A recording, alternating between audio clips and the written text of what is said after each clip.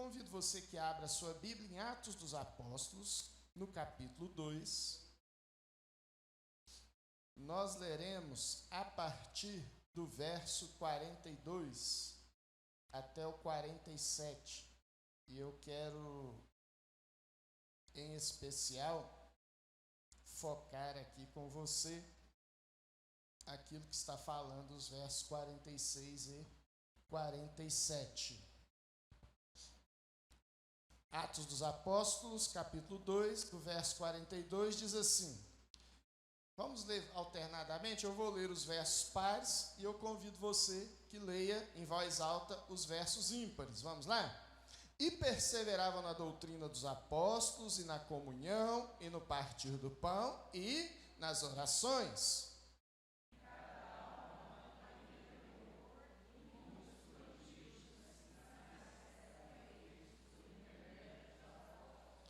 Todos os que creram estavam juntos e tinham tudo em comum.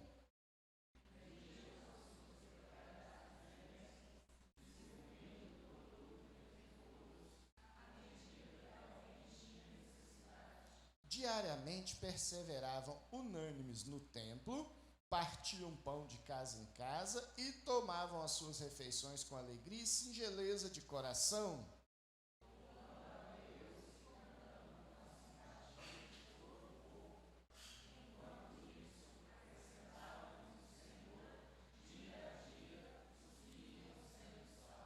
Aleluias, louvado seja o nome do Senhor. Vou convidá-lo que nesse instante se curve diante de Deus em oração, pedindo a Ele que pelo agir do seu Espírito Santo venha falar com cada um de nós, segundo a graça e a misericórdia dEle, no nome de Jesus. Oremos. Pai bendito, Deus de graça e misericórdia, muito obrigado por que o Senhor nos permite nesta noite buscar a Tua presença. Nos permite cantar louvores ao Teu nome, reconhecer a Tua graça melhor que a vida sobre nós, nos permite orar, nos permite saber que o Senhor ouve as nossas orações, nos permite, ó Deus, ouvir a Tua voz pela leitura da palavra, ó Pai, e eu creio que o Senhor há de falar ao nosso coração, segundo a Tua misericórdia, pelo agir do Teu Espírito Santo. Por isso, desde já te louvamos, desde já te agradecemos, desde já bendizemos, mas também pedimos, ó Pai, não permita que saiamos daqui, ó Deus, da mesma maneira que entramos, sem sermos tocados pelo Senhor, sem sermos mudados pelo poder do Teu Espírito, ó Pai, sem sermos influenciados por Tua graça nesta hora, no nome de Jesus é que oramos. Amém, irmãos? Louvado seja Deus. Semana passada, irmãos, eu falei aqui à igreja quanto ao propósito da igreja. Qual é o propósito da igreja? Eu trouxe isso algumas quartas-feiras atrás e eu quero enfatizar isso hoje com toda a igreja, sob um outro ângulo. Coloca para nós aí, por favor, querido. Né? Chamei a atenção dos irmãos que muitas igrejas não são dinâmicas, não porque não possuem uma filosofia de ministério, estão sem um propósito. E domingo passado nós falamos disso aqui. A igreja precisa ter um propósito. Vimos também na semana passada, pode passar aí já os próximos, né? Pode seguir adiante, que o propósito da igreja, ou seja, o para que existe a igreja, a razão de ser da igreja, encontra-se lá em Mateus capítulo 28, versículo 18 a 20, que nos fala que nós devemos, onde formos indo, nós devemos fazer discípulos de todas as nações, batizando-os em nome do Pai, do Filho e do Espírito Santo, e ensinando-os a guardar todas as coisas que o Senhor nos tem ordenado. E a promessa do Senhor para essa igreja que cumpre este propósito é: eis que estou convosco todos os dias até a consumação do século. Por que às vezes nós temos aquela sensação de que mesmo estando na igreja, mesmo sendo parte da igreja, mesmo sendo povo de Deus e cumprindo, em certo sentido, os objetivos da igreja, nós não temos essa sensação de intimidade com Deus, de proximidade com o Senhor? É exatamente pelo fato de que nós estamos sendo igreja sem cumprir o propósito de Cristo. Estamos servindo, estamos fazendo, estamos agindo, temos até muitas atividades enquanto igreja institucional, mas aquele que é o propósito de Deus, que é fazermos discípulos e sermos discípulos de Jesus, isso nós não estamos cumprindo, isso nós não estamos fazendo. Então, irmãos, nós temos que entender que eu e você que estamos aqui, a Igreja Presbiteriana do Moarama e qualquer outra igreja que queira ser reconhecida pelo nome de Jesus Cristo, o propósito dela sempre foi e sempre será sermos discípulos de Jesus e fazermos discípulos para Jesus.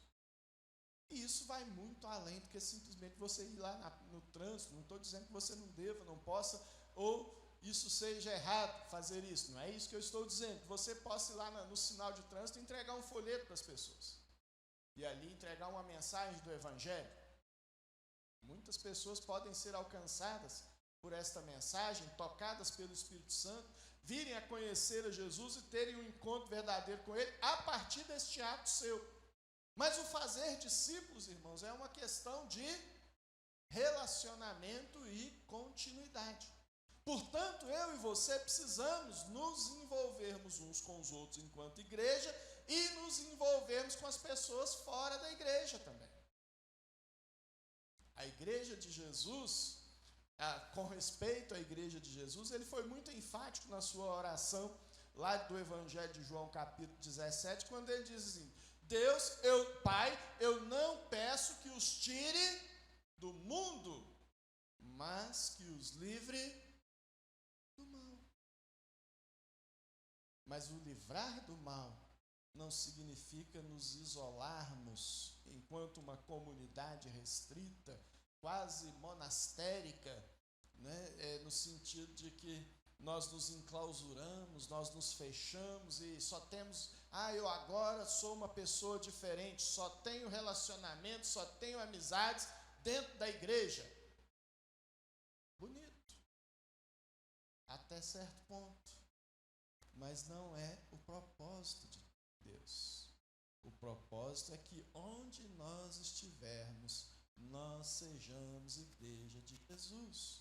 Então você está com seus familiares que conhecem a Jesus, você tem que ser igreja de Jesus. Você está com seus familiares que não têm temor de Deus, não conhecem a Jesus, ali você tem que ser também um servo de Jesus, mas com amor a essas pessoas, se envolvendo, se relacionando, mas sempre tendo cuidado, né, de você ser uma influência, não de você ser influenciado por aquilo que não é o propósito de Deus para a tua própria vida e que vem do mundo. Por isso que Jesus disse: não peço que os tire do mundo, mas os livre do mal.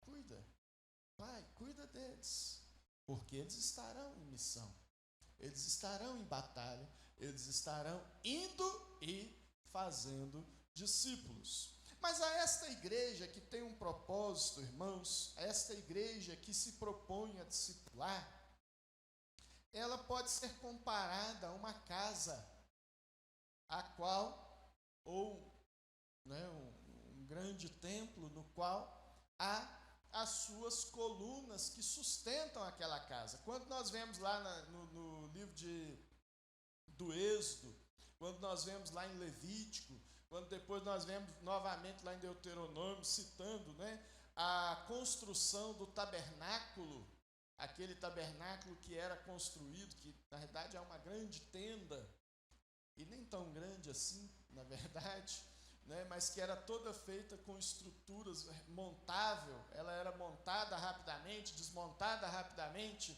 e ali tinha todas as suas estruturas, as suas colunas, os seus pórticos e tudo mais. Nós vemos que toda casa precisa ter pelo menos os seus principais pilares. E quais devem ser, portanto, estes pilares da igreja do Senhor Jesus Cristo? O autor de Atos, o evangelista Lucas, ele já nos apresenta estes pilares logo no iniciozinho aqui no versículo 42. O que está escrito aí no versículo 42, irmãos? Volta aí se você está com a sua Bíblia. Diz assim: e perseveravam, vamos lá, na doutrina dos apóstolos, na comunhão, no partir do pão e nas orações. 4 pilares aí indispensáveis, né? Vou repetir: doutrina dos apóstolos, comunhão dos irmãos, o distribuir do pão e as orações. Como a gente poderia rapidamente aqui significar ou dar sentido a cada uma destas colunas aqui? A primeira delas, né, a doutrina dos apóstolos. O que é uma doutrina? É um ensinamento. É um ensinamento bíblico, é um ensinamento da palavra de Deus. Os apóstolos, eles na realidade, eles não falavam por si. Eles falavam daquilo que o próprio Deus lhes ensinava. O apóstolo Paulo chega a dizer isso de uma maneira muito direta ao dizer o quê? Assim como eu sou imitador de Cristo, sejam vocês meus imitadores. E é o ensinamento, portanto, da palavra de Deus. A comunhão, irmãos, o que é a comunhão? O apóstolo Paulo, falando lá aos Efésios e também aos Filipenses, ele chega a dizer o seguinte: ó, pensem concordemente. Ou seja, tenham uma mentalidade parecida. Não significa que nós temos que ser todos iguaizinhos, andar sempre vestido do mesmo jeito, tendo o mesmo corte de cabelo. Tem muitas igrejas que têm essas características, mas não tem que ser necessariamente esses, vamos dizer, os marcos que mostram a nossa comunhão, mas a mesma fé, os mesmos valores, os mesmos princípios, aquilo que realmente importa, nós pensarmos concordemente e andarmos em comunhão uns com os outros. E o outro pilar aqui, o partir do pão, o serviço, o cuidado com os irmãos. O apóstolo Paulo chega a dizer, por exemplo, a respeito da igreja de Filipe, que a igreja de Filipe era um lugar lá na Grécia, né? A igreja de Filipe era das menores das igrejas cristãs naquele período. E, no entanto, era uma das poucas igrejas que, a despeito de não ter condição financeira, de não ter muitos recursos, muitas pessoas, era uma das poucas igrejas que o abençoavam financeiramente onde quer que ele ia. Ele estava pregando o evangelho lá em Roma, eles mandavam lá uma ajuda para ele. Ele estava pregando o evangelho lá em Tessalônica, que era um lugar muito rico, que tinha igreja, até uma igreja relativamente rica lá. A igreja de Filipe é quem estava ajudando o apóstolo Paulo naquela obra. Ou então ele cita também lá em 2 Coríntios, no capítulo 9, o cuidado que a igreja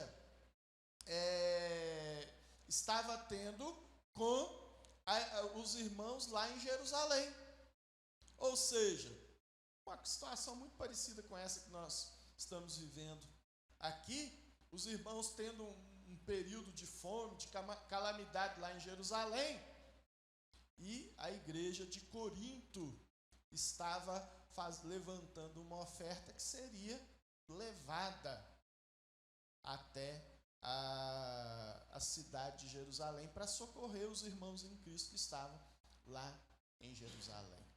Então nós vemos que este é um outro pilar da igreja, o serviço. Aquele irmão que está necessitado, está precisando de uma visita, está precisando de uma assistência, está precisando de um cuidado. A igreja está de alguma forma ali presente. E por último, um outro importantíssimo pilar da igreja, que muitas vezes a gente coloca, vamos dizer, em segundo plano, é o pilar da oração. Quantas vezes a gente está diante de uma situação que a gente vira para o outro e fala assim, né? O outro apresenta uma situação difícil, complicada, e a gente não tem uma resposta, não tem uma saída, não tem uma solução. A gente diz, a única coisa que eu consigo fazer por você é orar. irmãos, isso não é a única coisa. É a mais importante. É a mais importante de todas. Tudo na nossa vida deve começar pela oração. Pelo clamar a Deus, pelo buscar a orientação do Senhor. E a gente sempre ora depois que tudo deu errado. Depois que a gente já tomou a decisão e aquela não foi a melhor decisão. Depois que os problemas já se voltaram contra a gente. A oração deve ser o primeiro de todos. Deve começar. Nós devemos começar cada ato, cada circunstância, cada decisão importante, cada momento da nossa vida, clamando a Deus. Ah, pastor, mas eu estou lá no meu trabalho, não vou ter tempo. Meu irmão, você não precisa parar, dobrar, ajoelhar, mas você tem que estar ali o quê? Sintonizado com o Senhor. Se não fosse assim, o apóstolo Paulo não teria dito lá aos Tessalonicenses o seguinte: orai sem cessar. Essa seria uma ordenança, um ensinamento bíblico vazio. Mas quando ele está dizendo orai sem cessar, é porque ele está mostrando para mim e para você que o tempo todo nós podemos estar ligados ao Senhor. E isso tudo é o que vai sustentando a igreja. A igreja perseverava na doutrina dos apóstolos, na comunhão, no partir do pão e nas orações. E isso, irmãos, vai nos levar à maneira que a igreja deve ser estruturada. E aqui eu vou voltar ao que eu falei com a igreja. Passa para a gente aí, por favor. Qual deve ser a estrutura da igreja, ou que estrutura a igreja precisa ter? Só até aí, por enquanto. A igreja, ela deve funcionar com vamos dizer assim, duas balizas ou duas pilastras, importantíssimas. Os seus ministérios e a sua rede de comunhão, que hoje é conhecida como rede celular ou pequenos grupos. O que cada uma dessas funções, para que serve cada uma dessas funções da igreja, cada um destes pilares da igreja?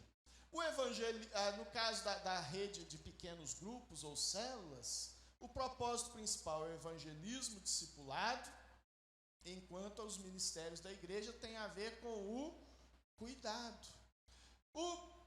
As redes de células ou pequenos grupos para manter a igreja viva e os ministérios para manter a igreja o quê? Ativa, Então, só segura um pouquinho aí para nós, querido. Uma igreja pode ser ativa sem ser viva. E isso, irmãos, nós vemos lá na igreja de Laodiceia, por exemplo, tá? Em Apocalipse, no capítulo 3. Uma igreja que tinha de tudo. Tudo quanto é ministério. Tudo que você podia imaginar de algo bonito, bom, bem feito. Habilidade, gente capaz, ministérios dinâmicos da igreja. Mas o Senhor Jesus, ao descrever aquela igreja, diz assim: olha, vocês não são quentes nem frios. Eis que vocês são mornos, eu estou a ponto de vomitá-los da minha boca. Então, uma igreja pode ter inúmeros ministérios sem ter vida. São os pequenos grupos que garantem a vida da igreja? Também não. É a comunhão da igreja que garante a vida da igreja. E é muito mais fácil você ter comunhão em pequenos grupos. É mais fácil onde tem 50 pessoas ou onde tem 10? Eu te pergunto. 10, né? 10. É por isso que a palavra de Deus nos fala, por exemplo, que Jetro falou para Moisés: Moisés, você não está dando conta desse povo. Você precisa dividi-lo em pequenos grupos, para que eles sejam cuidados mais de perto. Pode passar o próximo aí para nós, por favor. caso, a rede de célula trabalha com pequenos grupos e a rede ministerial com os seus ministérios, o próximo, né? O foco principal, no caso dos pequenos grupos, é o relacionamento e, no caso dos ministérios, a capacitação espiritual, o treinamento da igreja. Realmente, a igreja ser treinada para pregar o evangelho, para louvar, para cantar, para interceder, para evangelizar, para servir as pessoas naquilo que elas necessitam. Estes são os focos, irmãos, da igreja. Por que eu estou dizendo isso tudo para a igreja? Porque nós, enquanto igreja presbiteriana do Moarama, vamos ter que decidir para que lado nós vamos. Vamos ter que decidir qual que é o nosso propósito. Nós queremos ser uma igreja ativa ou uma igreja viva e ativa? O que nós queremos? O que você, enquanto igreja do Senhor Jesus, quer para a tua vida? Nós precisamos nos aproximar. Qual que é a palavra-chave, irmãos, desse texto da palavra de Deus que nós lemos? Você consegue? Vamos voltar lá para o texto? Você consegue descobrir qual que é a palavra-chave aqui? O que é a palavra mais importante que está aqui? Isso é uma palavra-chave. Antes ainda, perseveravam. Eles perseveraram. O que é perseverar, irmãos? Insistir. É fácil? Não. Já quebrei a cara muitas vezes? Tenho vontade de desistir? Mas eu vou perseverar. Essa é a palavra que eu gostaria que ficasse na tua mente, na minha mente a partir de hoje, enquanto a nossa igreja, a igreja presbiteriana do Moarama, é a igreja que persevera. Você crê nisso? Amém? Nós podemos dizer isso? A igreja presbiteriana do Moarama é a igreja que persevera. Vamos falar? A igreja presbiteriana do Moarama é a igreja que persevera. Louvado seja o nome do nosso Deus. Eu quero encerrar com uma frase que, francamente, eu nem conheço o autor, mas que diz assim: nós não devemos buscar a Deus por causa das suas bênçãos, mas pela responsabilidade que temos de Jesus ter ido à cruz por nós. Por que eu e você somos igreja? É porque é interessante para nós, irmãos? Porque é bom? Sim, é interessante. Sim, é bom. Mas essa é a causa, essa é a razão? Não. Se Jesus foi parar na cruz do Calvário, foi por minha causa. Foi por tua causa. Foi por causa de cada um de nós que estamos aqui. Portanto, ser igreja não é opção para mim. Não é opção para você. Ser igreja que cumpre o propósito de Cristo, fazer discípulos, não é opção para mim, não é opção para você. Nós somos igreja de Jesus.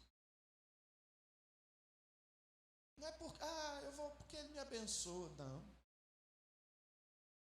Nós fomos chamados para ser uma bênção.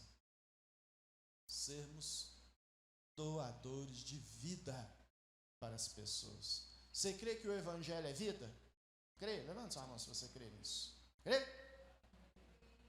Oi, irmãos. É porque esse braço meu não levanta, mas a vontade de dar é levantar tudo. Você crê? O Evangelho é vida? Se eu e você temos vida hoje, é por causa dele. Agora você quer guardar isso só para você? Sejamos doadores de vida. Sejamos discípulos que fazem discípulos no nome de Jesus. Esse é o desafio que eu faço à Igreja Presbiteriana do Moarama. E eu creio que nós temos condições de perseverar. E perseverando, irmãos, poder experimentar aquilo que o autor de Atos dos Apóstolos relata aqui no último versículo, quando ele diz assim: dia a dia o Senhor ia acrescentando aqueles que iam sendo salvos para a glória dele. Vamos ficar de pé e orar ao Senhor?